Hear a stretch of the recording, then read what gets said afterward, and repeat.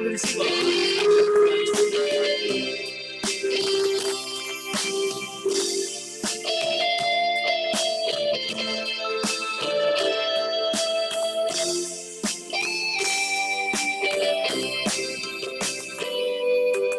왜 나만 겪는 고난이냐고 불평하지 마세요. 고난의 뒤편에 있는 주님이 주실 축복 미리 보면서 감사하세요.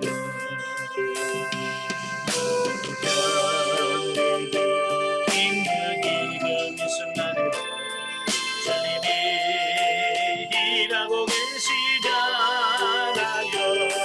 남들은 지쳐 앉아 있을지라도 당신만은 일어서세요. 힘을 내세요.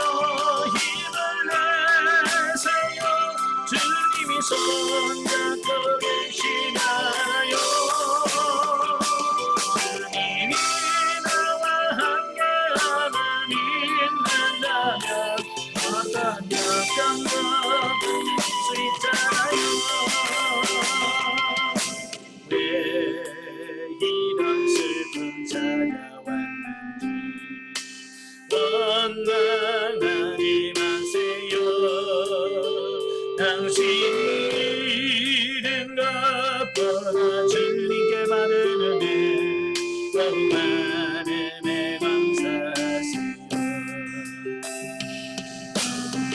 견디기 힘든 지금 이 순간에도 주님이 일하고 계시잖아요.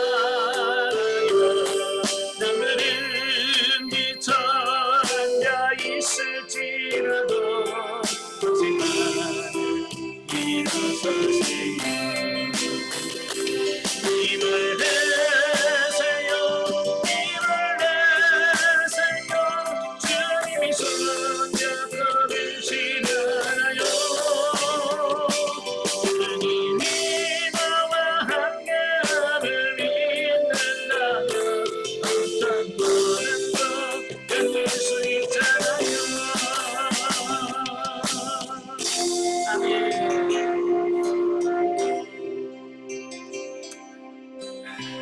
네, 기도하겠습니다. 은혜로우신 아버지 감사합니다. 오늘도 귀한 시간을 아껴주시고 영성훈련할 수 있는 귀한 시간을 주셔서 감사합니다. 오늘도 사무엘상의 말씀을 나눌 때 성령께서 우리 지각을 열으셔서 그 말씀을 통해서 우리에게 증거하시는 그 하나님의 음성을 듣게 하시고 그 말씀을 통해서 우리 자신들이 변화 훈련 성장 성숙되어지는 귀한 은혜가 있도록 성령님 도와주옵소서.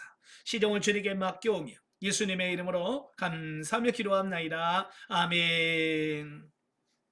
예, 이 시간에 우리 교재 277쪽입니다. 277페이지 보시면 사무엘상 28장이 나오게 되어지는데요. 28장의 내용은 블레셋의 이스라엘 전쟁과 사울의 접신녀 방문에 대한 말씀을 하고 있어요. 자, 그중에서 1절부터 7절에 보면 다윗과 사울에게 닥친 어려움에 대한 말씀을 하고 있어요. 자, 여기 보면 이래 다윗은 다윗대로 곤란스럽고 또 사울은 사울대로 어려움, 이런 부분을 보게 돼요. 어찌 보면 세상에 살아가면서 고난 없는 사람 있을까요? 예, 나는 고난 하나도 없다. 손 들어봐요. 나는 고난 하나도 없다. 나 가서 안수기도 좀 받고 싶어. 세상에 고난 없는 사람 아무도 없어요. 네, 우리가 봤을 때는 참 그분은 문제도 없고 참 잘 사는 것 같은데 또 가서 만나서 얘기하면 또 그들 나름대로 또 고난이 있더라고요. 문제는 뭐냐면 그 고난이 왔을 때 그걸 어떻게 극복해 가느냐, 이게 중요한 거예요. 그래서 이 똑같은 다윗도 고난당하고 사울도 고난당하는데 다윗이 하는 방식과 사울이 하는 방식이 너무 다르다는 것을 우리가 아셔야 돼요. 자, 먼저 1절부터 7절까지 보면 다윗과 사울에게 닥친 어려움인데요. 자, 보면은 사울이 그 최후를 맞게 될 길보아 전투의 서론에 해당되는데요. 블레셋이 이스라엘을 공격하기 위해서 군사를 일으킴으로써 다윗과 사울이 함께 곤란한 지경에 빠지게 되었음을 보여준다. 즉 다윗은 아기스가 길보아 전투에 참전할 것을 명령함으로써 동족 상잔의 위기에 휘말리게 됐다. 예, 그러니까 다윗은 하나님께서 차기 이스라엘 왕으로 선택된 자잖아요. 그죠? 예. 이래 사울 뒤에 이어서 다윗 이스라엘 왕이 될 사람이에요. 근데 지금 이스라엘의 원수의 나라인 블레셋에 가서 그 블레셋 군인들과 함께 하나님의 선택된 백성인 이스라엘과 전쟁을 해야 될 위기에 빠진 거예요. 이건 사실은 말이 안 되는 거죠. 그죠? 이스라엘을 살려야 되고 이스라엘을 세워야 될 왕이 왕 될 사람이 이스라엘과 싸운다? 말이 안 되는 거예요. 그런데 지금 그 상황에 지금 어쩔 수 없이 그런 상황에 지금 봉착이 돼 있다는 거예요. 그래서 만약에 이때 다윗이 블레셋과 함께 이스라엘과 전쟁을 했다고 한다면 나중에 다윗이 이스라엘의 왕이 되었을 때 과연 백성들이 뭐라고 하겠어요? 그죠? 언제는 블레셋 편에 서서 우리가 싸우더니 이제는 우리의 왕 된다고? 네, 우리는 절대 안 돼 라고 거부할 거예요. 그렇잖아요. 예, 이스라엘 사람들은 민족주의가 굉장히 강하잖아요. 예전에 우리나라도 그랬잖아요. 일제시대 때 일본의 앞잡이 노릇을 하면서 어떻게 하다가 해방되고 나서도 어떻게 또 처세술을 잘해가지고 우리나라에 대한민국을 건국하면서도 또 출세한 사람도 있거든요.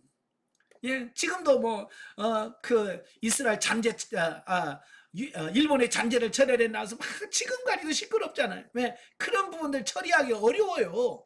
그죠?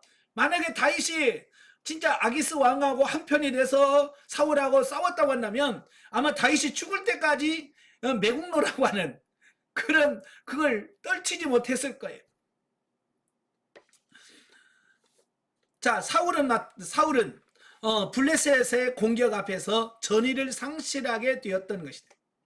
예, 엄청나게 많은 블레셋 군대 앞에 사울은 전의를 상실했어요. 그래서 하나님께 물어도 하나님이 대답을 안 하셔. 예, 그러니까 막 정신이 혼미한 상태다라고 하는 거예요. 그래서 다윗도 이러지도 못하고 저러지도 못하고 나가다니 그렇고 안 나가면 또 아기스한테 혼나겠고, 그러니까 다윗도 이러지도 못하고 저러지도 못한 상황이고, 사울 역시도 하나님께 물어도 대답도 없지. 그런 상황에 빠지게 됩니다. 여러분들이 살다 보면 그런 상황에 빠질 수 있어요. 그죠? 정말 이러지도 못하고 저러지도 못하는 그 아주 난감한 상태에 여러분들 빠지게 될 때 과연 우리는 어떻게 할 것인가 라고 하는 부분을 잘 보셔야 돼요. 자, 이와 같은 두 사람의 곤경은 모두 하나님을 떠나 저지른 범죄의 대가였다. 다 이유가 있는 거예요. 왜 다윗에게 그런 위기가 왔고 왜 사울에게 그런 위기가 왔을까? 그들이 다 하나님을 떠난 결과라고 하는 사실이에요. 다윗은 일시적인 평안을 도모하기 위해서 하나님 대신 이방인의 왕을 의지해서 블레셋 땅 아기스 왕한테 갔잖아요. 예. 또한 그의 신임을 얻기 위해서 거짓말한 대가, 아말렉이나 이런 사람들 치고는 유다를 쳤다라고 거짓말해가지고 아기스에게 신임을 얻긴 했지만 결국 그 신임이 결국은 자기 민족과 싸워야 되는, 전쟁을 해야 되는 그 위기에 빠지게 되는 결과를 가져온 거예요. 이게 자기 꾀에 자기가 넘어간 거나 마찬가지인 거예요. 또 사울은 불신앙과 교만의 대가로 하나님의 징계와 형벌을 받고 있는 것이다. 이처럼 하나님께 범죄한 대가는 반드시 지불할 수밖에 없다라고 하는 사실이에요. 예. 또한 여기서 중요한 것은 뭐냐면 영적인 사람이 육신을 따라 살면 결과는 사망이라는 사실을 여기서 확실하게 보여주고 있는 거예요.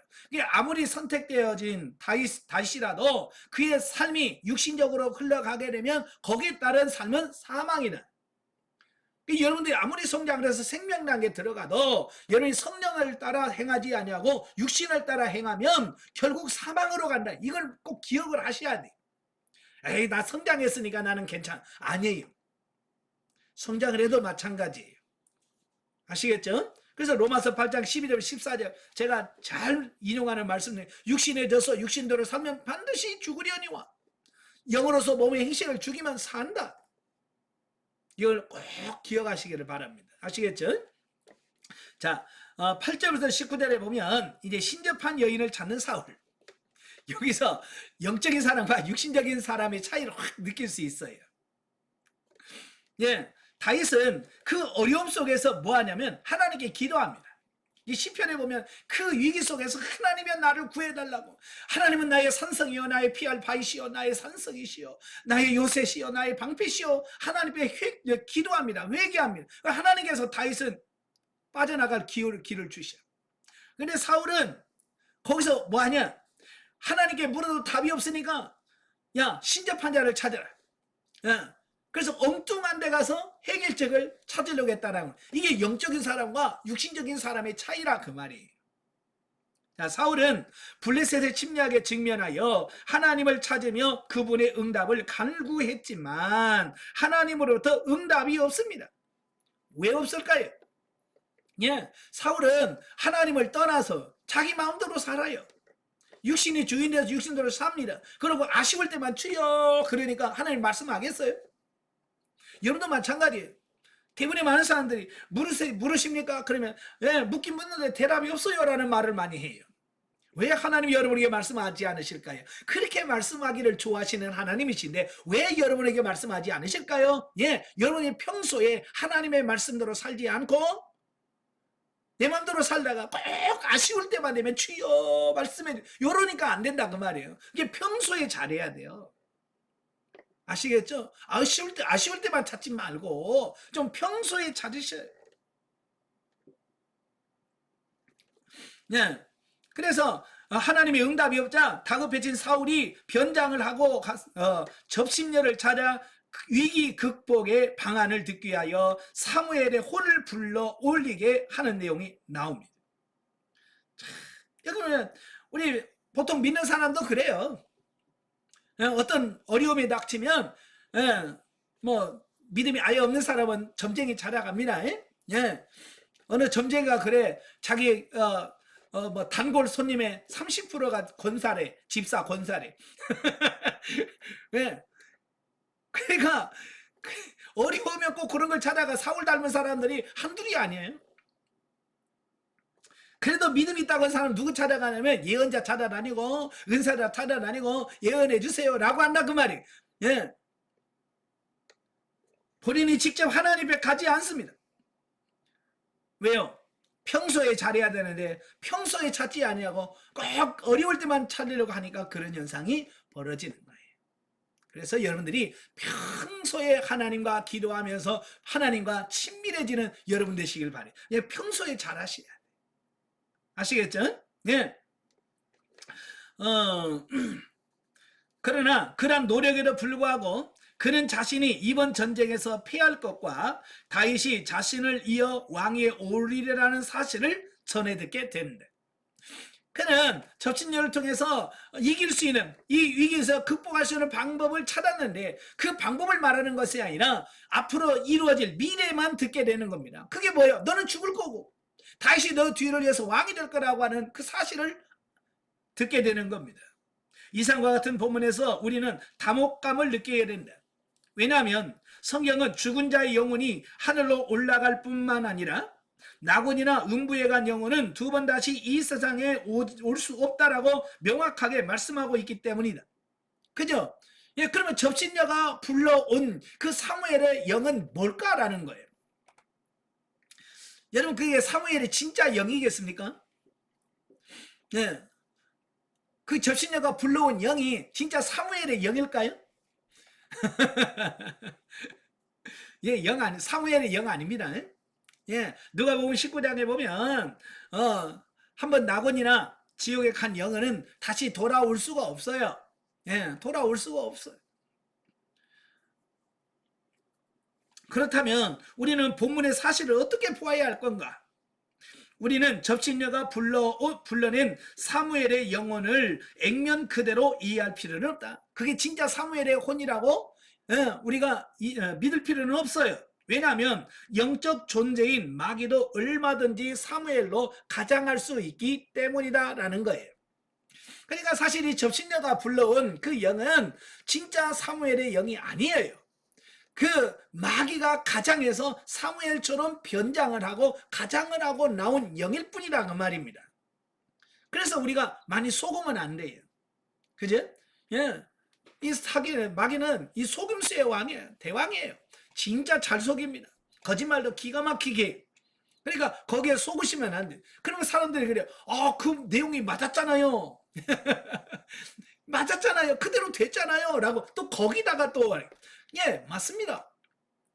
예, 그 사무엘의 영이 나와서 한 말 그대로 되어졌어요. 예, 여러분 그대로 된다고 되는 게 아니잖아요. 그러면 그것은 하나님께서 그 접신녀를 이용해서 하나님의 말씀을 사울에게 전하는 하나의 도구로서 그걸 허락하신 것이다 라고 보는 겁니다. 그러니까 하나님은 당신의 뜻, 자신의 뜻을 실행하고 성취시키기 위해서 그 악한 마귀 사탄의 권세의 어떤 그런 방법을 허용하시고 사용하셨다는 거. 왜 그럴까요? 사실 이 사울왕은 영적으로 완전히 죽은 상태잖아요. 그죠? 하나님을 떠난 상태예요. 그러니까 하나님의 말씀에도 사울은 그 음성이나 뭐 이거 들을 수 있는 상태가 안 돼요. 전혀 하나님의 음성을 들을 수 있는 방법이 없어요. 사울에게는. 그래서 하나님께서는 이 방법을 통해서 하나님의 음성을 들려줄 수밖에 없는 어떤 이런 부분들을 보게 되는 거예요. 마치 우리가 민수기 22장, 24장에 보면 누가 나오냐면 발람 선지자가 나와요. 사실 발람 선지자라고 말하는데 사실은 그 거짓 선지자잖아요. 그럼에도 불구하고 하나님께서 그 거짓 선지자를 통해서 하나님의 역사를 이루셔. 심지어는 메시아 탄생, 예수 그리스도, 야곱의 별을 예언하면서 예수 그리스도의 탄생까지 예언하게 하십니다. 그가 특별한 존재가 아니라서 특별해서가 아니에요. 하나님은 그들 통해서라도 하나님의 뜻을 전하고 싶은 거고요. 그 발람을 깨우치기 위해서 나귀의 입을 열어서 말씀하잖아요. 그죠? 그러니까 하나님이 하시려고만 하면 하나님은 못하실 일이 없는 거예요. 예, 나귀의 입을 열어서 나귀가 말을 해서 그걸 깨닫게 하시는 분이 하나님이셔요.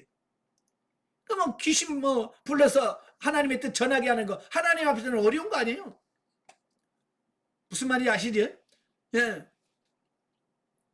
그러니까 하나님께서 자신의 뜻을 전달하는 방법을 바로 접신녀가 불러온 혼을 통해서 하나님이 그를 통해서 계시하셨다라고 보면 돼요. 왜? 사울은 하나님의 음성을 들을 수 있는 이게 없어요. 못 들어요. 그래서 그런 방법으로 하나님의 말씀을 전하는 거예요. 예. 그러니까 환상이라든지 꿈이라든지 이런 걸 잘 꾸시는 분들은 보면 하나님의 음성을 못 들어요. 잘. 그래서 하나님께서 그가 알 수 있는 방식으로 보여줄 수밖에 없는 거예요. 그죠?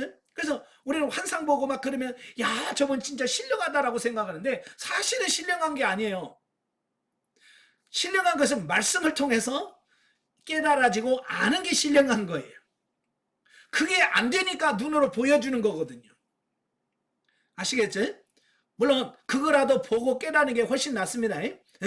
그것도 못 본 사람보다는 그거라도 보고 알고 하나님의 뜻과 이걸 아는 사람이 중요합니다. 그러나 그 환상을 보고 이것은 그렇게 높은 단계가 아니에요. 직접 하나님의 음성을 듣고 하나님의 말씀을 듣는 것이 가장 높은 단계예요. 아시겠죠? 자, 그리고 하나님은 당신이 원하신다면 그러한 사단도 당신의 도구로 사용할 수 있는 전능하신 하나님이시다. 그들을 사용한 것뿐이지 그들이 진리가 아니에요. 아무튼 저신녀까지 찾아다니며 자신의 운명을 점쳐 보아야 할 신세까지 전락한 사울의 모습은 자신의 힘과 능력만 믿고 교만해하는 자들에게 중대한 경고가 아닐 수 없다. 그러니까 사울처럼 살려고 하는 사람들에게 주는 하나님의 경고의 메시지다라는 사실이에요. 왜냐하면 아무리 큰 힘과 능력을 가지고 있다 할지라도 하나님이 그것을 거두어 가시면 지극히 보잘것없는 자로 전락하고 말기 때문이다라고 하는. 여러분 사울이 어쩌다가 그렇게 됐습니까? 그죠? 처음에는 얼마나 겸손했습니까? 그죠? 그래서 왕을 삼으려고 할 때 그가 행구 뒤에 숨어. 그런 겸손한 사람이. 그런데 그가 점점 정신 못 차리고 교만하고 그러다 보니까 타락하게 되고 그래서 그렇게 하나님의 징계를 받게 되는 거예요. 우리도 마찬가지예요. 저와 여러분이나 정신 바짝 차려서 교만해지지 않고 하나님의 뜻에서 벗어나지 않는 여러분 되시기를 바랍니다. 아시겠죠? 자, 20절부터 25절까지 보면 절망에 빠진 사울. 자, 보면은 사울이 접신녀가 불러낸 영으로부터 자신이 블레셋에 피하여 자신의 왕권이 다윗에게로 넘어가리라고 하는 메시지를 듣고 식음을 전폐하여 기력이 쇠진하였을 뿐만 아니라 심한 고통을 겪어야만 했다. 자, 이걸 보면서 사람이 아무리 바꾸려고 해도 하나님의 계획과 하나님의 선 뜻은 바꿀 수가 없어요. 사울은 어떻게 하든지 어때요? 자기 아들 요나단에게 왕위를 물려주려고 다윗을 그렇게 죽이려고, 그죠? 10여 년 동안 쫓아다니며 죽이려고 했어요. 그러나 그가 다윗을 죽일 수 없었어요. 왜? 하나님의 뜻이 아니에요. 여러분, 우리는 하나님을 이길 만한 사람이 없어요. 하나님을 이길 존재는 아무도 없어요. 악한 사탄도 거쳐도 하나님 앞에는 어쩔 수가 없어요. 우리도 마찬가지. 하나님의 뜻을 바꾸려고 하는 것처럼 어리석은 게 없어요. 제일 지혜로운 건 뭐냐? 하나님의 뜻을 바꾸려고 하는 게 아니라 내 뜻을 바꾸는 거예요. 아시겠죠? 내 뜻을 바꿔서 하나님의 뜻에다가 맞추는 거, 이게 제일 중요한 거예요. 사울은 정말 모든 에너지를 다 쏟아서 다윗을 죽이고 자기의 계획대로 하려고 했지만 안 됐다는 거예요. 오늘 우리도 마찬가지예요. 예, 여러분들이 아무리 뭘 해도 하나님의 뜻 절대로 바꿀 수 없습니다. 사울이 접신녀를 찾아온 이유는 오로지 블레셋의 침략으로 인한 위기를 극복할 수 있는 방안을 모색하기 위함이었다. 이게 문제 해결을 위해서 찾아왔죠. 자, 그래서 접신녀가 사무엘의 혼을 불러낼 때까지만 해도 그는 희망적인 기대에 부풀었다. 그러나 정작 위기에 벗어날 수 있는 방도를 가르쳐 주리라고 믿었던 사무엘의 영은 그의 비참한 최후에 대해서만 언급할 뿐이었다. 그래야 그는 결국 절망의 나락에 떨어지고 말았다. 그런 사실은 하나님이 아닌 어떤 존재도 인생에게 구원을 가져다 줄 수 없다는 사실을 잘 증거해 준다. 예, 여러분, 사단 마귀들은요, 예, 하나님의 뜻을 기가 막히게 알아요. 그러나 그들은 뭐하냐? 그걸 알려줄 수는 있어도 변경할 수는 없어요. 참 이게 사단의 마귀의 한계예요. 하나님이 무슨 생각을 하고 있는지, 하나님 어떤 계획을 갖고 있는지 알아. 그러나 그들은 그걸 자기 스스로가 바꿀 수 있는 능력은 없어요. 그게 사단의 한계거든요. 예, 마찬가지예요. 그 사무엘의 혼이 앞으로 이렇게 되어질 거다, 이건 알려주지만 어떻게 그걸 처리를 해야 되고 어떻게 승리할 수 있는 방법은 몰라요. 만약에 하나님이셨다면 하나님은 틀림없이 거기서 이길 수 있는 방법까지 설명했을 거예요. 그걸 해결할 수 있는 해결책까지 주셨어요. 예, 그래서 하나님을 찾으면 해결 방법이 나옵니다. 그러나 하나님이 아닌 악한 것을 찾으면 해결할 방법이 없습니다. 아시겠죠? 이거 꼭 기억하시길 바래요. 자, 이런 사실은 하나님이 아닌 어떤 존재도 인생에게 구원을 가져다 수 없다는 사실을 증명해 주는 거예요. 그런데도 어리석은 사람들은 사울과 같이 곤경을 처했을 때 여러 종교의 귀에 보기도 하는가 하면 미신적 행위를 하는 자를 통해 앞일을 알아보려고 한대. 예, 점 봐서 알면 뭐 할 거예요? 그걸 해결할 방법이 없는데. 그러나 모든 일의 결국은 실패와 절망일 수밖에 없다라고 하는 사실. 예. 자, 영적에 보도록 하겠습니다. 다윗은 사울을 피하여 블레셋으로 도피하게 되나 그로 인하여 동족과 전쟁을 치러야 하는 난처한 상황에 직면하게 되고 시글락이 아말렉에게 약탈당하는 사건이 발생하게 됩니다. 아무리 영적인 사람이라도 언제든지 육신의 생각을 따라 살 수 있으며 성령을 따르지 않을 때 오히려 위기에 직면하고 괴로움을 당하게 된다는 사실을 우리에게 말씀해주고 있다라고 하는, 이거 잘 기억하셔야 돼요. 예? 영적인 사람이 육신적인 생각을 따라 살면 반드시 실패하고 쓴맛을 본다라는 거예요. 그래서 우리가 성장할수록 정신을 바짝 차려야 돼요. 자, 29장으로 갑니다. 280페이지 29장으로 보면 블레셋 방백들의 다윗 출전 거부와 다윗의 회군에 대한 말씀이에요. 1절부터 5절 보면 다윗을 불신한 블레셋 방백. 그러니까 앞장에서는 육신적인 사람, 이 사울은 뭘 했어요? 접신녀를 찾아가자는. 그러나 다윗은 뭐예요? 그 똑같은 위기요. 다윗도 위기고 사울도 위기인데 다윗은 뭐하냐? 하나님께 뭐예요? 기도하는 거예요. 그 상황 속에서 어찌할 수 없는 그 상황에서 하나님께 기도해서 하나님께서 그 문제를 풀어가시는 거예요.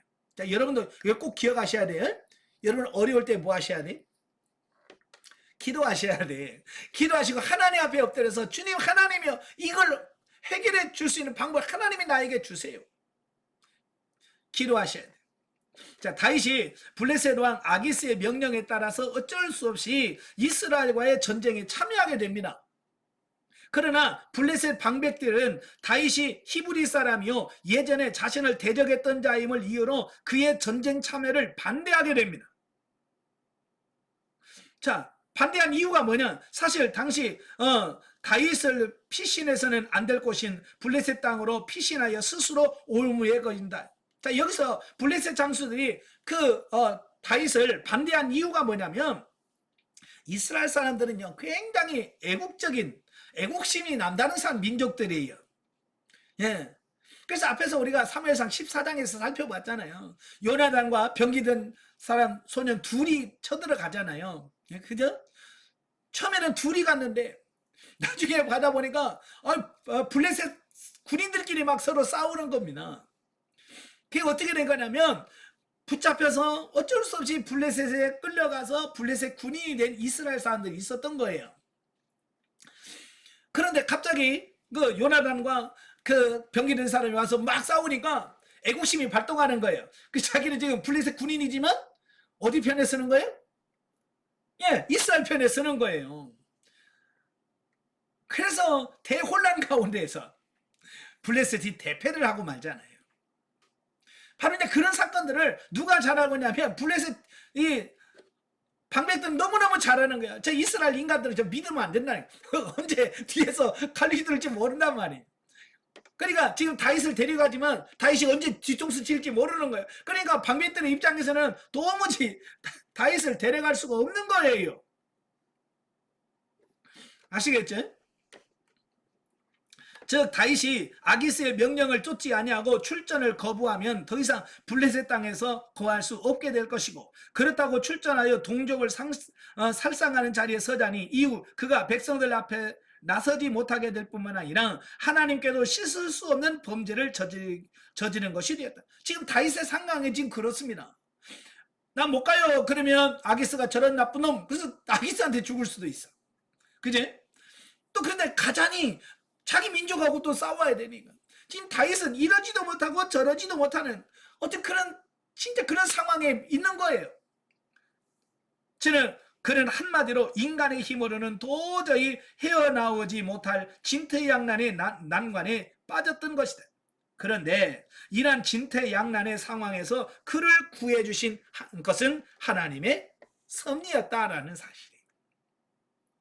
그러니까 하나님은 블레셋 방백들로 하여금 다윗의 신분을 문제 삼아서 그의 전쟁 참여를 반대하게 하심으로써 전쟁에 출전할 수 없도록 만들어 버리신 거예요. 그 누가 한 거예요? 하나님이 하신 거예요.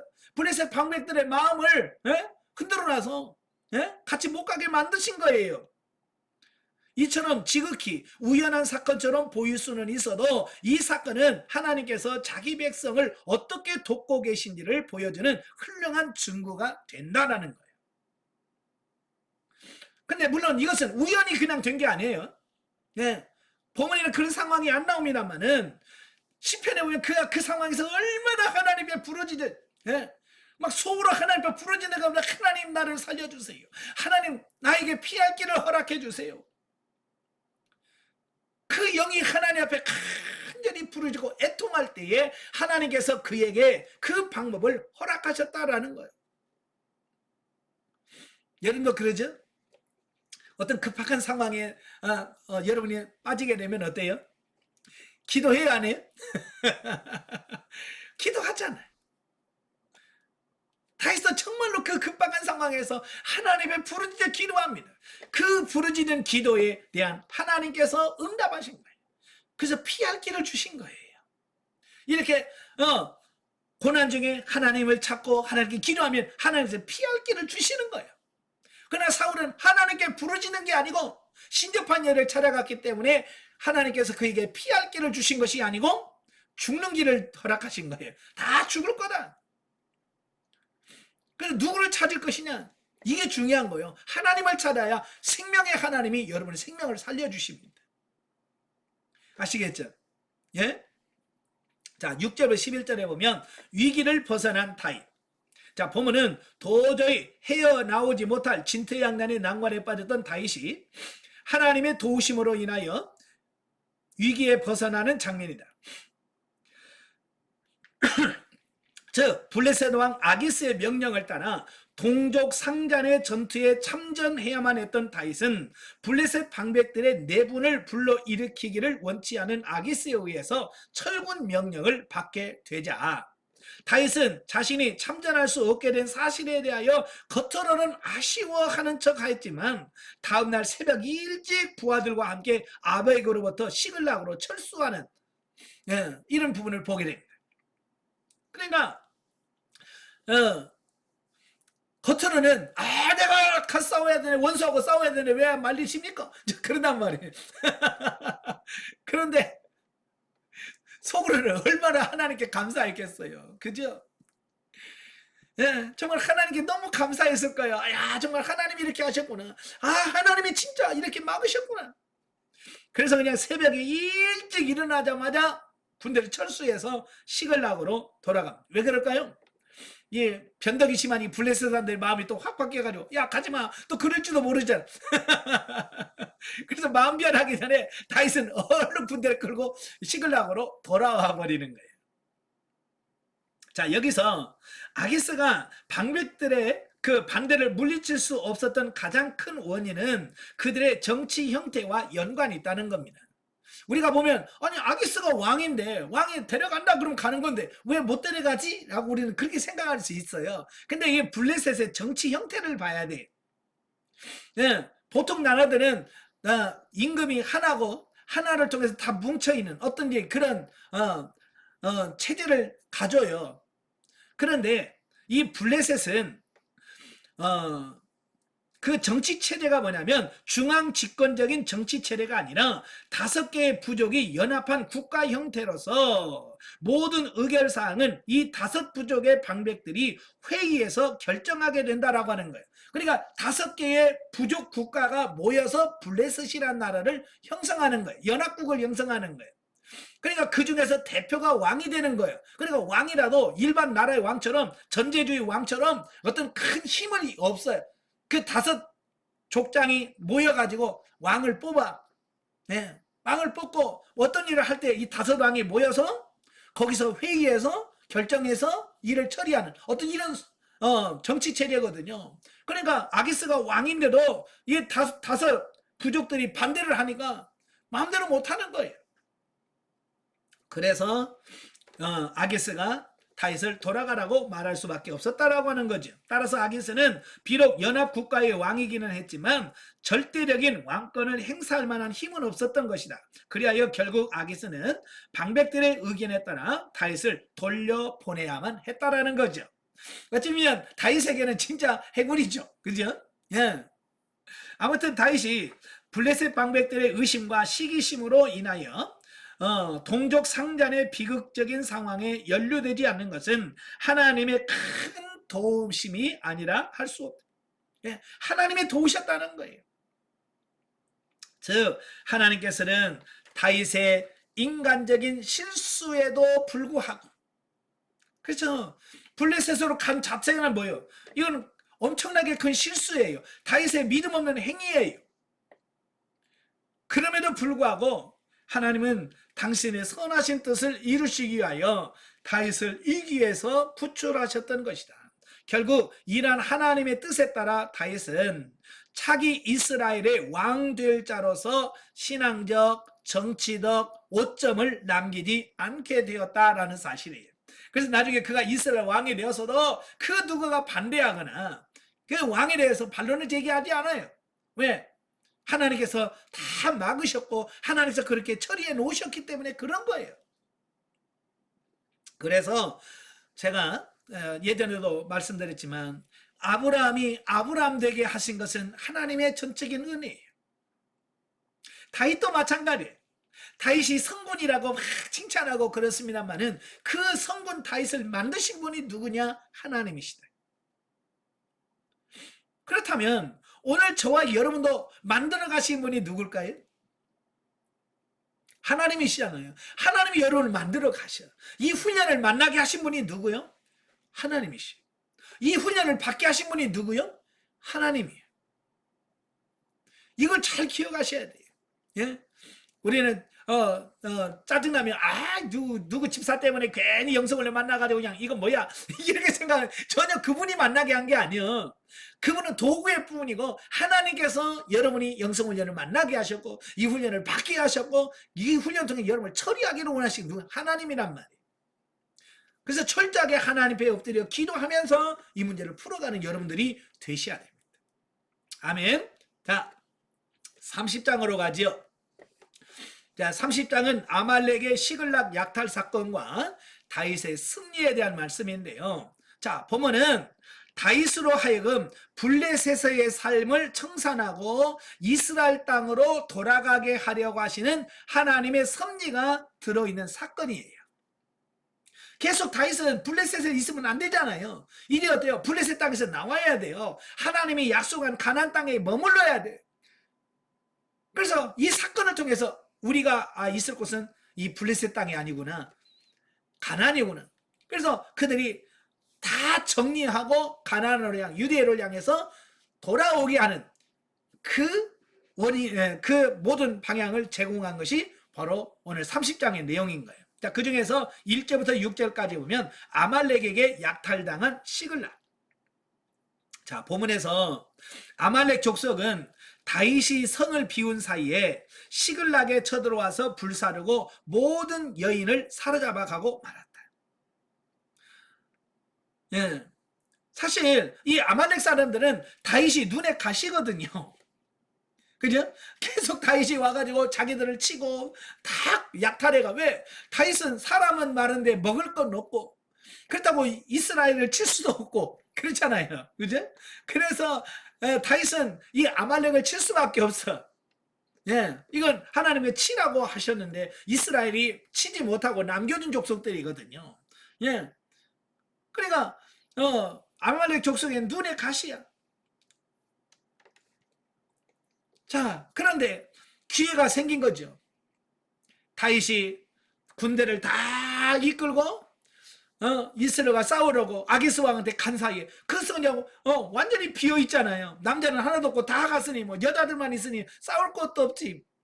가서 너무 쉽게 그들을 포로로 끌려가는 거예요. 그래서 다윗이 돌아와 보니까 시글락은 다 불타 있고 그들이 가서 그 블레셋에 가서 그들이 그렇게 일궈 놓고 그렇게 해놨던 모든 것들이 어떻게 돼요? 다 빼앗기고 불타버려요. 이걸 통해서 뭘 말씀하냐면 여러분 우리가 세상에서 뭘 얻으려고 하고 뭔가를 쌓아두려고 해봐도 세상에서 얻은 것은 뭐예요?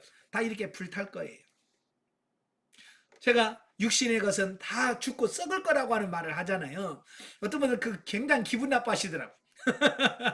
바로 이 다윗이 블레셋에 가서 쌓아놓고 집을 짓고 막 해놓은 모든 것이 뭐예요? 다 죽고 썩었잖아요. 그죠? 불타버렸어요. 아무것도 남는 게 없습니다. 그리고 그가 해놓았던 모든 것들은 어때요? 다 끌고 갔잖아요. 포로로 끌려가 버렸잖아요. 다 가지고 왔어요. 남는 게 하나도 없습니다. 이건 육신적인 삶의 결과는 죽고 썩는 거다. 이걸 우리에게 가르쳐 주는 거예요. 아시겠죠? 예. 자, 이에 다윗은 낙심천만이 하는 백성들에 의하여 죽임을 당할 위기에 처하자. 다윗을 따랐던 그 600명의 사람들이 돌아와 보니까 기가 막힌 거예요. 자기 식구들이 다 끌려갔고 자기가 그렇게 일궈놨던 모든 거 불타 없어져 버리고 예? 아무것도 없는 거예요. 그러니까 그 사람들 언제는 다윗이 좋다고 예? 당신과 같이 하겠습니다 그래놓고 다 빼앗기고 아무것도 없으니까 저럼 죽이자. 돌로 다윗을 치려고 하는 이게 사람이. 좋을 때는 좋은 거고요. 기분 나쁘면 돌로 던지려고 하는 이게 사람이에요. 그래서 사람은 믿을 대상이 아닌 거예요. 우리는 사람을 많이 믿죠. 사람 믿는 결과가 뭐예요? 예, 결국은 상처예요. 여러분, 사람은 믿음의 대상이 아니에요. 사람은 사랑할 대상이지, 예, 사랑할 대상이지 믿는 대상이 아니에요. 근데 우리는 너무 사람을 믿어버려요. 그래서 나중에는 아이고 믿는 도끼 발등 찍힌다 그래가지고 또 상처 받았네 뭐 했네 나 그러면서 사람한테 실망했다고 또 거기서 또 하나님까지 떠나버려. 여러분 사람한테 실망 자기가 믿어놓고 믿을 대상이 아닌 믿어놓고 실망하고 왜 하나님을 떠나요? 하나님 뭔 잘못했다고? 여러분이 사람을 믿는 게 잘못인 거예요. 사람은 믿음의 대상이 아니에요. 사람은 사랑의 대상일 뿐이에요. 아시겠죠? 예. 자, 돌을 던지려고 해요. 이 다윗이 얼마나 급하겠습니까? 그래서 하나님께 또 기도합니다. 그러니까 다윗의 장점이 그런 거예요. 그가 위기 상황에서 항상 하나님께 먼저 기도하고 하나님 어떻게 하면 좋아요? 라고 하나님께 물으면서 나가는 이게 다윗의 장점이에요. 여러분도 실패하지 않고 성공하려면 다윗의 그 장점을 여러분의 것으로 만드셔야 돼요. 아시겠죠? 예. 그래서 그가 하나님을 의지하고 다시 용기를 얻어서 아말렉 족속을 추격할 계획을 세웁니다. 아마도 아말렉 족속은 지난번 다윗이 그들을 침노하여 자기 종족을 진멸하고 약탈해 간 데 대하여 호시탐탐 복수할 기회만을 엿보고 있었던 차에 마침 다윗이 아기스의 명령에 따라서 전쟁에 참여하게 하여 성을 비운 사이에 시글락을 공략했음이 틀림없다. 그리고 그들은 노예로 팔기 위하여 여인들과 아이들을 포로로 사로잡아 갔던 것이다. 그러니까 남자들이 다 전쟁터에 나갔으니 뭐 싸울 일이 없죠. 예? 그냥 너무 쉽게 그들을 포로로 다 끌려가게 되어지는 거예요. 근데 이게 안 된 게 아니라 하나님의 뜻에 보면 기가 막히게 잘 된 거예요. 이게 또 역시 하나님의 뜻이라는 말이에요. 여러분 창세기 26장에 보면 이삭이 나와요. 이삭이 아브라함이 죽고 나서 이제 이삭이 족장이 되었는데 또 그 해에도 가뭄이 들었어요. 가뭄이 들으니까 이삭이 어디로 가요? 애굽으로 내려가려고 모든 짐을 싸가지고 그랄을 거쳐서 그랄은 지금 블레셋 땅이거든요. 그 그랄을 지나서 애굽으로 내려가려고 내려가고 있는 중이에요. 근데 하나님께서 뭐라고 말하냐면 애굽으로 가지 마라. 이 땅에 머무르라. 그럼 내가 너를 지켜줄 거다. 하나님이 약속을 하는 거예요. 그래서 그가 애굽으로 가다가 하나님의 명령을 받고 그랄이란 지역에 머물러요. 하나님의 말씀에 순종하니까 하나님께서 그에게 100배의 축복을 주시는 거예요. 그리고 그가 우물만 파면 우물이 나오는 거예요. 여러분 그 팔레스타인 지역은 그렇게 쉽게 우물 나오는 지역이 아니에요. 예, 우물은 재산이고 예, 엄청나게 귀한 거예요. 근데 블레셋 사람들은 아무리 파도 우물이 안 나오는데 이삭은 파기만 하면 우물이 나오네. 그리고 그가 100배의 결실을 맺으니까 이 사람들이 시기심이 나는 거예요. 그래서 그 우물을 빼앗아 버리고 우물을 메꿔버리고 그래서 이삭은 어떻게 해요? 그들을 피해서 또 옮겨서 우물을 파면 또 나와. 그러면 이들이 가서 또 뺏어. 그럼 이삭은 또 옮겨서 또 우물을 파요. 그럼 또 물이 나와. 그럼 그들이 가서 또 뺏어. 3번이나 그래요. 4번째 옮겨서는 안 따라왔어. 자, 왜 안 따라올까요? 네. 그렇게 이삭이 블레셋 사람들에서 피해서 가다 보니까 어디까지 가요? 브엘세바까지 가요. 예. 브엘세바는 가나안 땅이에요. 하나님이 아브라함에게 이 땅을 너와 주겠다라고 하는 하나님의 약속의 땅이 바로 그 땅이에요. 하나님께서 어찌 보면 그가 애굽으로 내려가려고 하는 그를 빼앗고 빼앗아서 결국은 그걸 피해서 가다 보니까 가나안 땅에 가 있는 거예요. 자, 이게 안 되는 게 복이라는 게 여기에요. 우리가 왜 우리가 고생해서 판단을 왜 빼앗아 라고 하는 어떤 그런 부분에서만 하면 우리는 하나님의 뜻을 몰라요. 하나님께서 우리로 하여금 가나안 땅에 가도록 하기 위해서 그런 환경을 허락하셨구나, 이걸 깨달을 수 있는 영적인 지각이 열려야 돼야 돼요. 예, 여러분도 마찬가지예요. 예? 예배 시간에 교회 안 가고 돈 벌니까 돈이 잘 벌려. 그래서 막 열심히 이제 좋다 벌면 하나님께서 어떻게 해요? 직장에서 잘리게 만들. 그래서 더 어려운 데 가. 네. 그래서 또 막 하려고 하면 또 잘려. 그래서 또 더 어려운 데 가. 가다 보면 나중에는 내가 믿음 생활 잘하는 곳으로 하나님이 나를 끌어가고 있다는 사실을 발견하게 되는 거예요. 그러니까 어찌 보면 안 되는 게 뭐예요? 복이에요. 지금 다윗도 마찬가지예요. 다윗도 싹 끌어갔어. 다 불태워버렸어. 그러니까 다윗이 다시 시글락으로 돌아와도 아무것도 없는 거예요. 나중에 그 아말렉과 전쟁을 하고 승리하고 나서도 그가 다시 시글락으로 돌아가려고 하는 마음을 포기한 이유가 뭐냐면, 시글락에 가봐야 그 아말렉 사람들이 뭐 했어요? 다 불태워버렸잖아요. 다 불태워서 아무것도 없어요. 그곳에 가봐야 의미가 없어. 그러니까 어차피 우리는 시글락 가도 없는 것, 그냥 아예 유다 땅으로 가죠. 그래서 그들이 유대로 돌아가게 하는 하나님께서 기가 막힌 방식을 이렇게 사용하셨다라는 사실이에요. 자, 아무튼 다윗은 하나님의 도우심으로 다행히 동족상잔의 비극 상황을 겪지 않게 되었지만 또다시 엄청난 시련과 전망적인 상황을 경험해야만 했다라는 겁니다. 그런데 이것이 모두 다 다윗의 훈련 장소인 이스라엘을 떠나 육신적인 생각대로 블레셋에 간 결과였다라는 사실이에요. 그러니까 이런 것은 다윗이 안 겪어도 될 것인데도 그가 하나님을 떠나서 그가 블레셋으로 간 결과로 그 안 받아도 될 훈련을 또 받게 된, 이걸 우리에게 보여준 사건이에요. 아시겠죠? 그냥 여러분도 마찬가지예요. 그냥 여러분이 가만히 있으면 하나님이 시키신 훈련만 잘 받을 수 있는데, 여러분이 머리 써가지고 요리 피하고 저리 피하고 그러면 안 받아도 될 훈련을 또 받는다 그 말이에요. 예. 자, 우리가 그러잖아요. 우리가 잘못했을 때 그냥 잘못했습니다 그러면 한 대만 맞고 끝날 걸. 내가 뭘 잘못했는데 그 대들다가 2대 맞잖아요. 우리가 하나님의 뜻에 정확하게 하나님의 뜻을 인지하고 그 말씀에 순종하고 따라가는, 이게 제일 좋은 방법인 거예요. 아시겠죠? 머리가 좋다고 열이 뺀질 저리 뺀질하면 매만 더 맞아. 자, 7절부터 20절까지 오면 다윗이 아말렉 족속을 진멸하는 내용이 나와요. 자, 보면은 다윗이 하나님의 지시와 도우심을 힘입어서 부하들을 거느리고 나아가 아말렉 족속을 진멸하고 포로로 잡힌 사람들과 모든 물건을 되찾아 돌아왔음을 보여줍니다.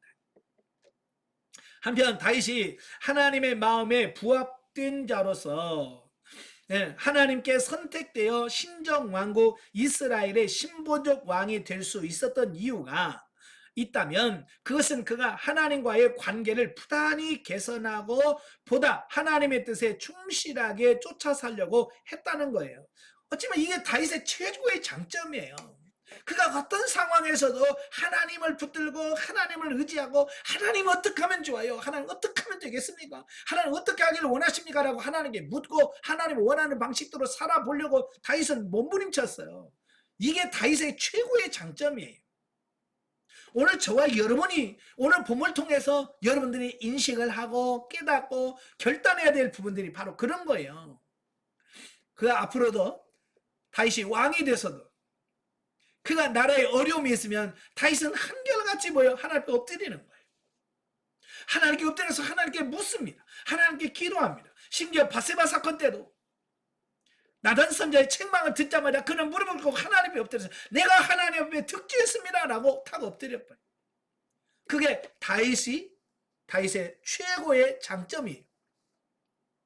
오늘 저와 여러분도 그 다윗의 장점을 그대로 본받으셔야 돼요. 아시겠죠? 예. 그러한 그의 자세는 본문에서도 여실히 나타난다. 즉 그는 화급한 사태를 만났음에도 불구하고 먼저 하나님의 뜻을 묻는 일에 게으르지 않았다는 거예요. 예. 그리고 하나님과 대화를 통한 교제를 상실하지 않았다라고 하는 거예요. 계속해서 다윗은 그 어려운 상황에서도 하나님께 묻고 하나님의 지도인들을 따라서 하나님께서 인도하시는 대로 순종했다는 말이에요. 그래서 갈까요? 가라. 그를 따라잡아올 수 있다. 하나님께서 말씀을 듣고 가는 거예요. 이게 다윗의 삶에서 가장 중요한 부분인 거예요. 바로 이러한 그의 신앙이 그로 하여금 형통한 길을 만나게 했고 최후의 승리를 거둘 수 있는 결정적인 관건이 되었다라는 거예요. 이처럼 매사에 하나님을 의뢰하고 그분과 신령한 교제를 나누는 자는 그 결국이 형통한 삶으로 귀결되기 마련이다 라는 겁니다. 자, 만약 다윗도 다른 부하들처럼 울고만 거기 있었다면 이런 결과를 가져올 수 있을까요?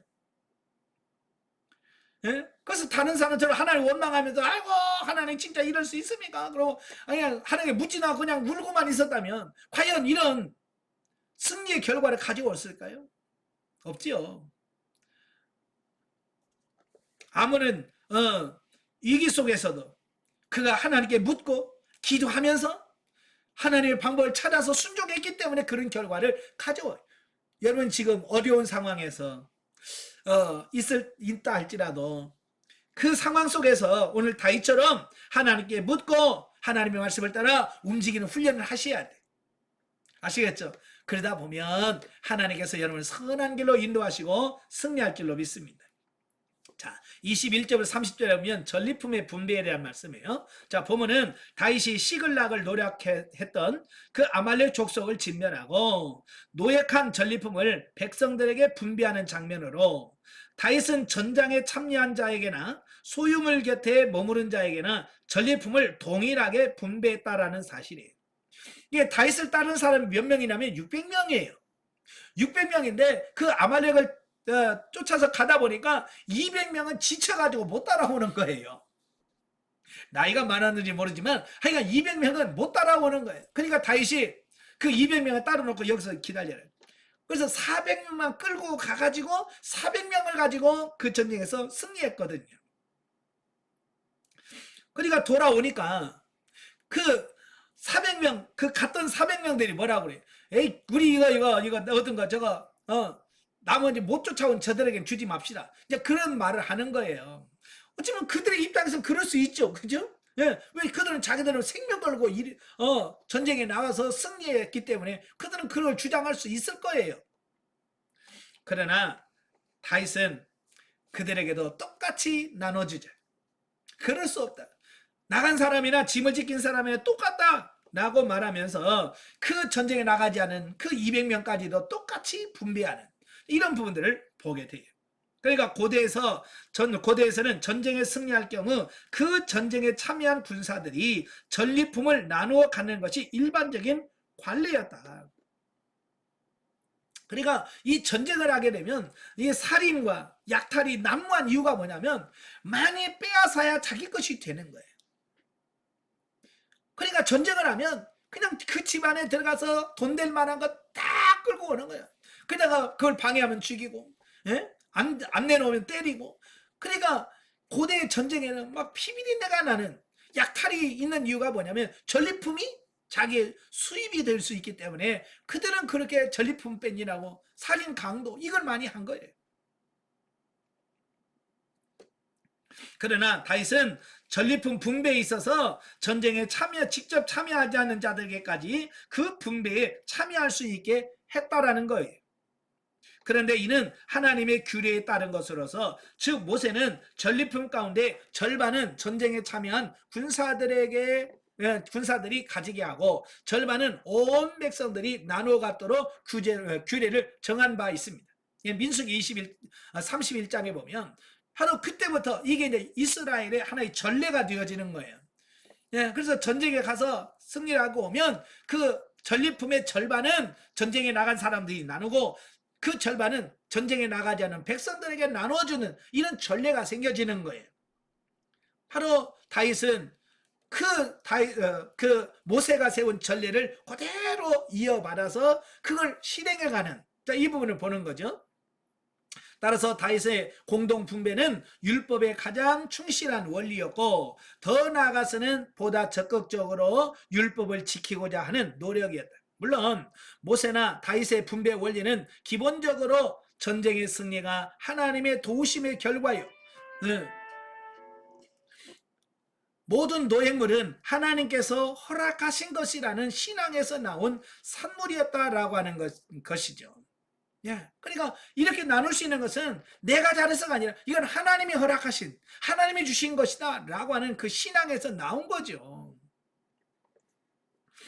그러니까 다윗은 그 아말렉과의 전쟁에서 적은 수를 가지고 그 아말렉을 승리할 수 있었던 비결이 뭐냐? 그건 하나님의 도우심이었고 하나님께서 승리하게 하셨다라고 하는 어떤 그런 믿음, 그런 깨달음이 있었기 때문에 그런 일을 할 수 있었다라고 하는 거고요.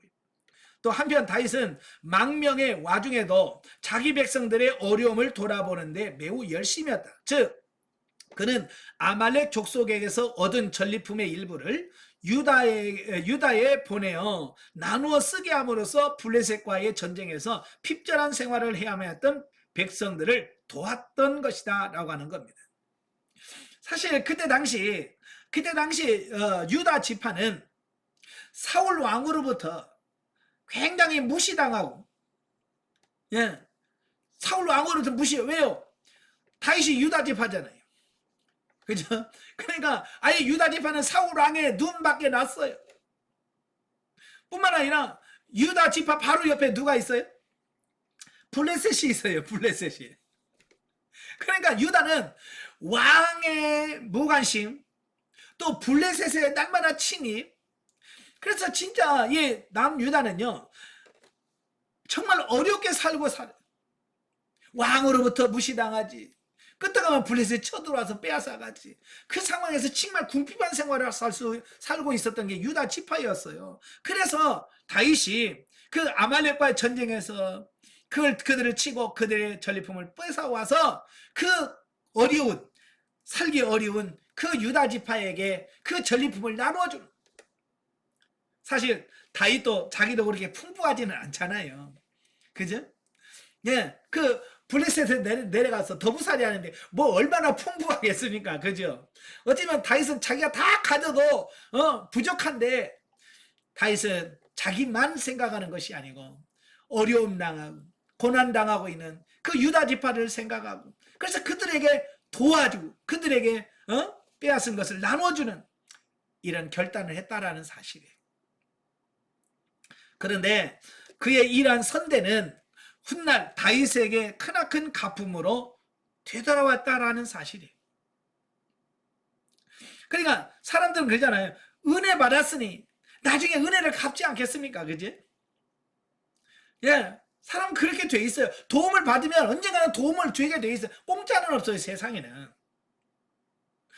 즉 다윗은 이로 인하여 정치적으로 백성들의 지지도를 높이 얻음으로써 훗날 유다의 왕으로 등극하게 되는데 결정적으로 영향을 받게 되었다라고 하는 사실입니다.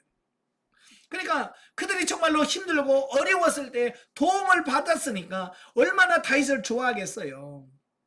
그죠? 여러분도 마찬가지예요. 여러분 주변에 힘들고 어렵게 사는 분들이 있으면 그들 도우십시오. 아멘. 그를 도우셔요. 그러면 나중에 또 나 권사될 때 더 찍어주겠지. 그런 거 빼고 그런 이기적인 어떤 그런 마음 갖고 하지 말고 정말 주님의 사랑으로 하시다 보면 또 여러분 또 권사될 때도 찍어줄 수 있고 그러잖아요. 그럼 꼭 그게 목적이 돼서가 아니라 그건 하나님 앞에서도 상해되고 인정이 될 수 있는 부분이에요. 그러니까 힘들고 어려운 분들이 있으면 항상 손 걷어붙이고 도와주시길 바랍니다. 아시겠죠? 자, 영적 예보죠. 다윗은 때때로 자신의 감정을 따라 행함으로 난관에 처하기도 하지만 늘 하나님의 의중을 묻는 자였다. 이게 다윗의 장점 중에 하나라고 그랬어요. 다윗은 뭘 하든지 먼저 하나님의 의중, 뜻을 묻는 거예요. 하나님 어떻게 하면 좋겠습니까? 가기를 원하십니까? 치기를 원하십니까? 하나님께 묻고 주님의 말씀을 따라 사는 그 삶의 모범을 보인 사람이 누구냐? 다윗이라고 말이에요. 여러분들 다 이걸 본받으셔야 돼요. 아시겠죠? 예. 하나님과 동행하는 그는 하나님의 도우심을 늘 체험하였다. 진정한 축복의 삶은 하나님과 동행하는 삶이다. 여러분, 세상에서 우리가 받을 수 있는 여러 복이 있습니다만은 그 복 중에서 가장 큰 복이 뭐냐? 하나님이 함께하는 복이에요. 임마누엘의 복이에요. 그래서 성경에 보세요. 성경에서 항상 보면 그들에게 축복할 때 하나님께서 가장 큰 축복을 줄 때 하는 약속이 뭐예요? 내가 너희와 함께 있으리라. 내가 너희와 함께 하리라. 이게 하나님께서 주실 수 있는 가장 큰 복인 거예요. 하나님의 뜻을 분별하고 행하여 그 말씀대로 살 수 있을 때 생의 목표가 주님을 위해 사는 삶으로 더욱 확실해진다. 아멘. 자, 31장으로 갑니다. 31장은 이스라엘의 길보아 전투 패배와 사울의 죽음. 1절부터 6절까지면 사울과 세 아들의 죽음에 대한 말씀인데요. 자, 본장은 본서를 전체를 마감 짓는 결론부인데요. 바로 여기서 사울이 이끄는 이스라엘 군대는 이미 사무엘상 28장에서부터 언급된 블레셋과의 길보아 전투에서 패배를 하게 돼요. 그리고 그 전쟁의 와중에서 사울의 세 아들도 전사를 하고요. 사울 역시도 큰 부상을 당하였고 나중에는 끝내 자결로 인생을 마무리하게 되는 이런 부분들을 보게 됩니다. 자, 결국 사울 왕이 죽음으로써 사울 왕가가 몰락하리라고 한 하나님의 예언은 완전히 성취되어지는 겁니다. 예. 자, 여기서 보면 우리가 앞에 30장에서 보면 다윗은 전리품을 나누는 등 이제는 이스라엘 왕으로서 갖춰야 될 인격이라든지 모든 부분을 다 갖춰진 부분을 보여주는 거예요. 그죠? 예.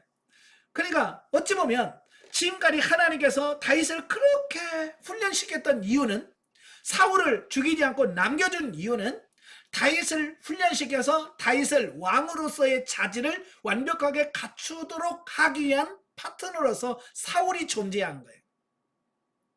그러나 30장에서 다윗의 행동을 보면 그 취한 것을 백성들에게 나눠주고 이런 모습을 보면 이제 왕이 될 만한 자격이 충분히 되는 거예요. 그러니까 더 이상 다윗은 훈련이 필요할까요? 안 할까요? 필요 없죠. 그죠? 이제 더 이상 다윗은 훈련이 필요 없는 거예요. 그러니까 지금까지는 다윗의 훈련을 위해서 사울이 존재했거든요. 그러나 다윗은 이미 훈련이 끝나니까 더 이상 사울은 존재할 이유가 없는 거예요. 그래서 하나님께서는 이 전쟁을 통해서 사울을 제거하시는 거예요. 왜? 다윗이 훈련을 통과하니까. 여러분도 마찬가지예요. 대인관계 훈련이라고 하는 것도 마찬가지예요. 대인관계 훈련이라는 것은 왜 자꾸 파트너가 있느냐라고 하는 부분은 내가 아직 변화될 부분이 남아있기 때문에 하나님은 파트너를 세워서 그 파트너를 통해 나를 훈련시키시는 거예요. 근데 여러분이 그 통과를 해버리면 더 이상 그는 존재할 이유가 없는 거예요. 그래서 여러분을 그렇게 힘들게 했던 파트너들이 물러가게 되고 생명당에 들어가게 되면 그 파트너들이 다 사라지든지 죽든지 아니면 아예 변화돼서 내 편이 되든지. 문제는 뭐냐면 내가 안 변하는 게 문제인 거예요. 내가 안 변하는 게. 어찌 그리 내 대적이 많은지요. 이 말은 무슨 말이에요? 내가 그렇게 안 변한다는 거예요. 결국은 우리가 뭐냐, 아이고 이렇게 안 변하는 거야. 너 이렇게 고집이 세니 그래야 돼. 우리는 대적이 많다는 얘기는 내가 그렇게 안 변한다는 얘기예요. 내가 변화되지 않고 고집 피우고 있다는 얘기예요. 만약에 여러분 다윗이 변화되기를 싫어해서 막 안 변화되려고, 변화되지 않으려고 막 해서 안 변했다면 사울은 장수했을 거예요. 오래 더 살면서 계속 다윗을 바꾸려고 파트너로서 더 많은 일을 시켰을 거예요. 그러나 다윗이 변화되니까 더 이상 사울은 있을 이유가 없는 겁니다. 그래서 하나님께서는 사울을 제거하시고, 오늘 여러분도 빨리 변화되시길 바래요. 아시겠죠? 빨리 변화되시길 바래요. 그리고 이러한 몰락은 열방과 같은 왕이나 왕정 제도 자체가 이스라엘 백성들을 구원하는 능력이 되지 못함도 뚜렷이 증거해 주었다. 자, 그들이 왕을 구할 때 뭐라고 생각했어요? 사무엘 선지자한테 갈 때 우리에게 왕을 세워주세요. 우리 다른 나라처럼 왕을 세워줘서 힘있는 강건 이런 왕을 세우면, 왕만 세우면 나라가 강해지고 잘 먹고 잘 살고 평안해질 줄로 착각을 했어요. 근데 사울이 왕 되고 어떻게 됐어요? 더 어려워졌잖아요. 왕이 없을 때보다 더 나라가 어려워졌어요. 이게 무슨 말이냐면 욕심을 가지고 뭔가 이렇게 세운다고 되는 게 아니에요. 왕만 세운다고 되는 게 아니라 준비되어진 사람이 세워져야 돼요. 이게 중요한 거예요. 아시겠죠? 예. 그래서 사무엘 선지자가 왕을 구하는 그들에게, 백성들에게 책망했던 내용들이 그런 거예요. 야, 왕만 세운다고 뭐 나라가 잘잘로 될 것 같으냐? 안 된다는 거예요. 진짜 왕 될 만한 자격을 갖춘 사람이 되는 게 그게 진짜 되는 거다. 자, 사실 신앙인의 생존 문제는 인간의 능력이나 기타 다른 조건들에 달려있는 것이 아니라 전적으로 하나님과의 정상적인 관계 유지에 달려있다라고 하는 것입니다. 예, 하나님과의 관계, 이거 어떤 관계를 어떻게 유지하느냐가 굉장히 중요한 거예요. 이것은 신앙생활이나 영성적 삶에서 매우 중요한 거예요. 다시 말하면 하나님과의 관계가 좋아야 다른 문제도 잘 좋을 수밖에 없다라고 하는 거예요. 그래서 하나님과 이 관계, 이 하나님과 영적인 관계가 안 되면 다른 것도 다 틀어지게 돼 있어요. 그래서 저와 여러분들이 항상 하나님께 묻고 주의 말씀에 순종하는 것은 결국 뭐냐면 뭔가를 얻어내고 문제를 해결하려고 하는 것이 아니라 하나님과의 관계를 바르게 세우는 거거든요. 그래서 하나님과 좋은 관계만 맺어지면 다른 거 다 돼. 그렇잖아요. 여러분도 교회에서도 그렇잖아요. 교회에서도 집사님, 권사님들 간에 이 관계가 좋을 때, 관계를 잘 맺으면 급할 때 권사님 나 1,000만 원만 줘봐. 그러면 어때? 돈 필요해? 알았어. 준다는. 왜? 관계가 좋으니까 그게 가능한 거예요. 근데 평소에 관계가 안 좋으면, 예? 나 급한데 나 돈 1,000만 원 줘. 나 없어. 쌓아놓고도 안 줘. 그게 뭐냐면 돈 문제가 아니라 관계 문제라면 관계 문제. 하나님도 마찬가지예요. 하나님과도 내가 기도해서 응답을 받고 못 받고는 결국 뭐냐면 하나님과 나의 관계 문제란 말이에요. 내가 관계가 바르게 세워지면 하나님의 기도하면 하나님께서 척척척 응답해 주시는 겁니다. 그러나 내가 하나님과의 관계가 안 좋으면 철야 기도해도 안 되고 금식 기도를 해도 안 돼요. 왜? 관계가 안 되니까. 그래서 여러분들에게 늘 기도를 많이 하고 하나님과 깊은 관계를 맺으라고 하는 이유가 뭐냐? 여러분이 기도를 통해서 하나님과 좋은 관계를 맺어 놓으면 영적인 생활에 풍성한 삶을 살 수 있기 때문에 그런 거예요. 기도는 하나님과 관계를 맺는 거예요. 아시겠죠? 예, 그래서 여러분도 기도 시간을 좀 많이 늘려서 하나님과 좋은 관계를 유지하려고 노력을 많이 하십시오. 아시겠죠? 예. 자, 7절부터 13절에 보면 사울의 장사. 자, 보면은 사울과 그의 세 아들은 죽어서도 블레셋 사람들에게 의하여 그 사체가 능멸을 당했다. 길르앗 야베스 거민들이 위험을 무릅쓴 헌신적인 수고로 말미암아 비로소 야베스 에셀나무 아래에 장사 지낼 수가 있었대. 자, 이게 무슨 말이냐면 전쟁이 끝나면 시신들을 보면서 그 시신에서 쓸만한 거 다 떼가거든요. 예. 그 사람들이 이렇게 다 하다 보니까 사울이 있고 사울의 아들들이 있는 거예요. 그래서 그 머리는 베서 블레셋으로 가지고 가고 그 몸뚱이는 머리 없는 몸은 나무에다가 뱃산 성벽에다가 걸어놨어요. 아는 사람들에게 보여주기 위해서 그 시체를 성벽에다 걸어놨어요. 이렇게 여러분 시신이 훼손당한다라고 하는 것은 이스라엘 사람들 입장에서는 굉장히 뭐냐면 하나님의 징계 저주로 인식을 해요. 그래서 죽어서 성경에 보면 이스라엘 사람들은 죽어서 장사를 잘 지내는 것은 하나님의 복으로 인식을 하는 경향이 있습니다. 그래서 저주를 선포할 때 너희들의 살은 들짐승이 먹을 것이고 새가 먹을 거다라고 하는 말은 저주의 선포예요. 그러니까 죽어서 그 시신이 매장이 잘 안 된 것은 저주의 상징이에요. 자, 우리나라도 좀 비슷해요. 그래서 옛날에는 객사라 그러죠.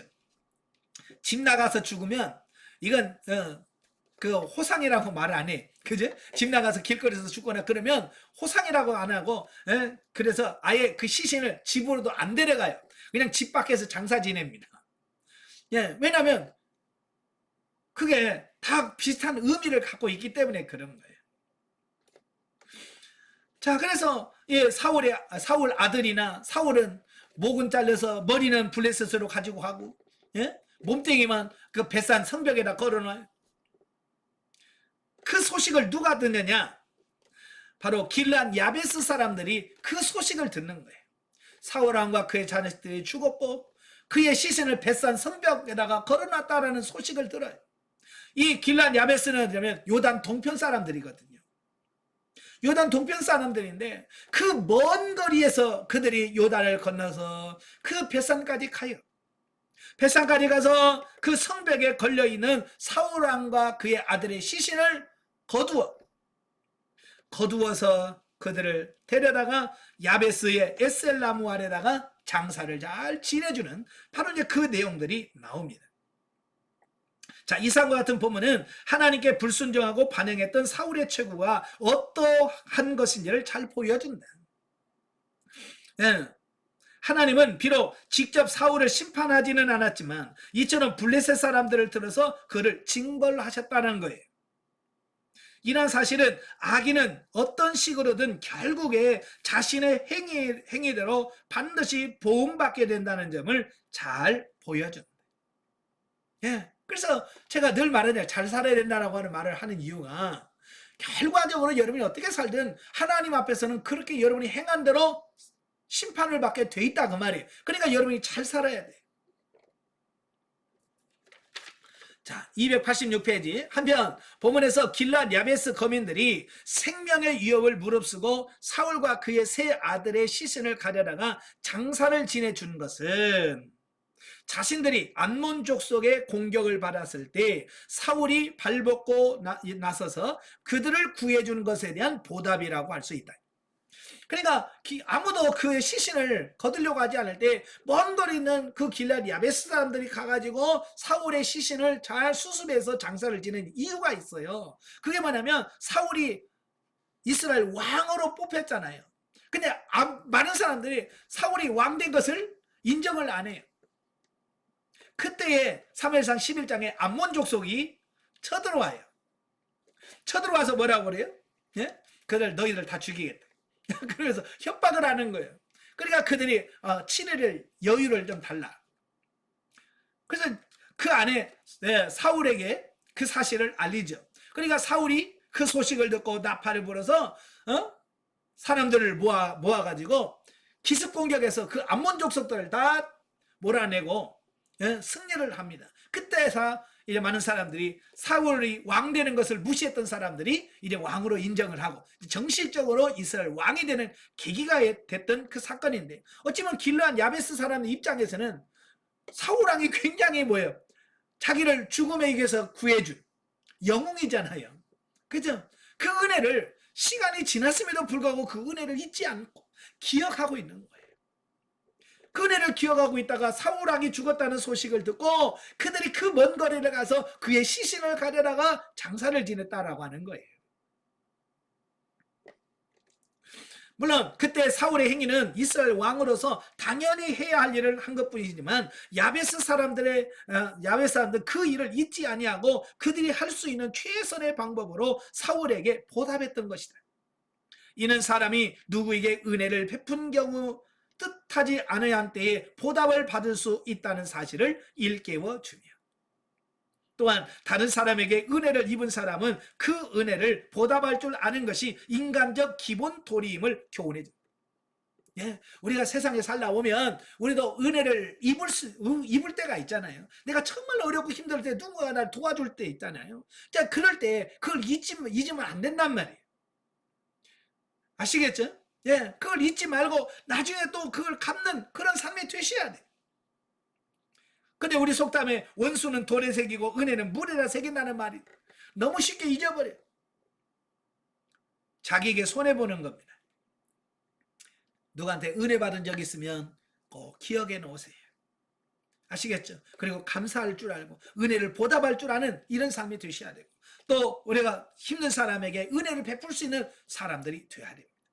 영적에 봅니다. 본문에서 사울 가문의 불행한 종말은 우리에게 믿음을 가진 자로서 하나님의 뜻과 의도를 무시하고 육신적 가치관이 주체가 되어 살 때 여전히 고통과 죄의 노예가 되어 하나님 나라를 누릴 수 없게 될 것이라는 교훈을 받습니다. 자, 사울이 참 그가 왕이 됐을 때 하나님을 신뢰하고 겸손하게 그렇게 끝까지 그런 삶을 살았다고 한다면 이런 비참한 최후를 맞지 않았을 거예요. 그러나 그가 시간이 흘러가면서 교만해지고 하나님을 떠나고 육신의 주인 되어서 살아가는 변질되다 보니까 그런 비참한 최후를 맞게 되는 거예요. 여러분도 이런 사울의 삶을 쭉 바라보면서 우리도 변질되면 그렇게 될 수 있겠구나, 내 신앙이 변질되면 이런 최후를 맞이할 수 있겠구나, 이걸 잘 기억하셔서 여러분이 제발 변질되지 않기를 바랍니다. 아시겠죠? 예. 그래서 초심을 잃지 않고 늘 초심을 지켜가는 게 굉장히 중요한 겁니다. 여러분 어때요? 권사 처음 취임식 할 때 그 마음 어때요? 기억하고 계신가요?